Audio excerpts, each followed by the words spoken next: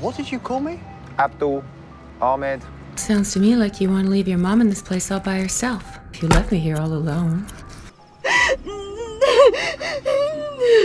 दोस्तों आज का हमारा वीडियो 3 कहानियों पर आधारित है। किसी की माँ की ममता और पति के लिए प्यार, एक ऐसी लड़की जो दूसरों से अलग है, और रिलीजन या देश अलग होने से कोई बुरा नहीं होता है। ये सब कुछ आज हमको इस मूवी के जरिए पता चलेगा। Warning, welcome to Horrorland. अगर आप पहली बार इस चैनल पर आए हैं तो चैनल को सब्सक्राइब करके जरूर जाना। पहली कहानी का नाम है ज़ायगोट, जहाँ पर 2 कपल को दिखाया जाता है। हस्बैंड का नाम था टीवाई और वाइफ का नाम था नीना। नीना प्रेग्नेंट थी और टीवाई नीना को इसी हालत में छोड़कर शहर जा रहा था अपना काम ढूंढने के लिए। नीना उसे बहुत रिक्वेस्ट करती है कि प्रेगनेंसी की हालत में टीवाई उसे छोड़कर न जाए, और वैसे भी उसकी डिलीवरी को कुछ ही दिन बचे हुए थे, और तब वो अकेली कैसे उस बेबी को डिलीवर करेगी।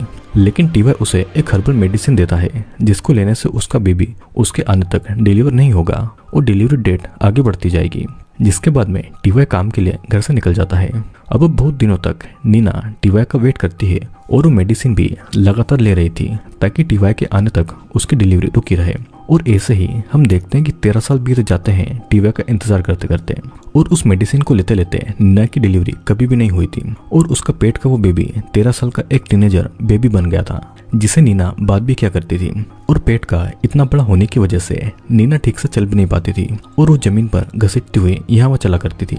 नीना बहुत सालों से नहाई भी नहीं थी और पूरा घर गंदा था। जानवरों को मारकर उसी से वो अपना पेट भरा करती थी, और नीना की बेबी को बाहर की दुनिया देखनी थी तो वो हमेशा नीना से पेट से बाहर निकलने की बात किया करती थी। लेकिन नीना को पता था कि अगर बेबी बाहर निकल जाएगा तो वो जिंदा नहीं बचेगी, और इसीलिए नीना हर बार कुछ बहाना बनाकर अपने बेबी का ध्यान भटकाया करती थी। फिर एक दिन वो मेडिसिन खत्म हो जाती है और तब वो बेबी डिलीवर होने लगता है और नीना दर्द से चिल्लाने लगती है। लेकिन बेबी नीना का पेट फाड़कर बाहर निकलता है और घर को साफ करके पहले जैसा कर देती है। अब अगले दिन घर पर नीना का हस्बैंड टीवाई आता है और वो बेबी बिल्कुल नीना जैसी दिखाई देती थी, तो टीवाई को ऐसा लगता है कि वो नीना है और वो बेबी के बारे में पूछता है। बेबी उसे झूठ बोलती है कि उसका बेबी मारा गया, और तब दूसरे बेबी के लिए टीवाई अपनी बेटी के साथ में इंटीमेट होने लगता है, उसे अपनी वाइफ नीना समझकर। और बेबी भी उसको मना नहीं करती है और ना उसे बताती है कि वो उसकी वाइफ नहीं बल्कि उसकी बेटी है। और पहली और डिस्टर्बिंग कहानी यहीं पर एंड होती है। सेकंड कहानी शुरू होती है और इस कहानी का नाम पिगी था, जहाँ पर एक ओवरवेट लड़की सारा को दिखाया जाता है जो कि अपने टाउन के एक स्विमिंग पूल पर आई हुई थी। वो देखती है कि वहाँ पर उसे कोई नहीं दिखता है, तब वो अपनी बिकिनी पहनकर स्विमिंग करने के लिए जाती है और पूल के पास में एक वैन खड़ी थी। लेकिन ये बात सारा को नहीं पता थी। सारा स्विमिंग पूल के अंदर जाने ही वाली थी, लेकिन वहाँ पर एक आदमी को देखकर वो अंदर नहीं जाती है, और तभी वहाँ पर सारा के स्कूल के कुछ बुरी लड़कियाँ जीना, नोरा और क्लोनी वहाँ पर आकर उसका मजाक बनाने लगते हैं, और पूल वाले आदमी को सारा का बॉयफ्रेंड समझकर सारा के कैरेक्टर पर गलत बातें बताने लगते हैं। वो आदमी भी उनको करेक्ट नहीं करता है कि वो सारा का बॉयफ्रेंड नहीं है, और उनकी बातों से बचने के लिए सारा पूल के अंदर चली जाती है, और तब वो आदमी और बाकी की लड़कियां भी वहां से चली जाती है। अचानक हम पानी के अंदर एक लाश को नोटिस करते हैं जो कि सारा को दिखाई नहीं देती है, और सारा जब पानी के अंदर से अपना सर बाहर निकालती है तो बुरी लड़कियां एक नेट से सारा को पकड़कर उसे परेशान करती है और वो उसको पिगी बुलाती है। फिर किसी तरह सारा नेट से खुद को आजाद करती है, और इनमें से क्लोनी एक टाइम पर सारा की बहुत अच्छी दोस्त हुआ करती थी, लेकिन वो भी अब दूसरों के साथ में मिलकर सारा को बुली किया करती थी। और जाते जाते वो लड़कियां सारा का फोन और उसके कपड़े भी अपने साथ में लेकर जाती है। मजबूरी में सारा को बिकनी में ही घर की तरफ निकलना पड़ता है, और रास्ते में कुछ लड़के सारा को इस तरह से देखकर उसे हैरेस करके वहां से चले जाते हैं। और तब सारा फिर से हैरेस होने के डर से वो दूसरे रास्ते से ही घर की तरफ जाने लगती है। कुछ दूर जाने के बाद में सारा को वही वैन और वही स्विमिंग पूल और वो आदमी नजर आते हैं, जिसे देखकर ऐसा लग रहा था कि जैसे कि वो आदमी किसी बॉडी को वैन में डाल रहा है। और जाते जाते वो आदमी सारा के पास में वैन को रुककर उसके कपड़े और उसका सामान उसके पास में छोड़कर जाता है। तभी सारा नोटिस करती है कि वैन के अंदर क्लोनी खून से लथपथ उससे मदद मांग रही है, और वैन के जाने के बाद में सारा पुलिस को कॉल लगाने वाली थी, लेकिन कुछ सोचकर वो कॉल नहीं लगाती है और वो अपने हेडफोन्स पर गाना सुनकर वहां से नॉर्मल होकर चली जाती है। और दूसरी कहानी भी यहीं पर एंड होती है। तीसरी कहानी का नाम होता है 2 strangers who never meet 5 times, और ये कहानी शुरू होती है एलिस्टर से, जो कि एटीएम जा रहा था और बहुत जल्दी में था।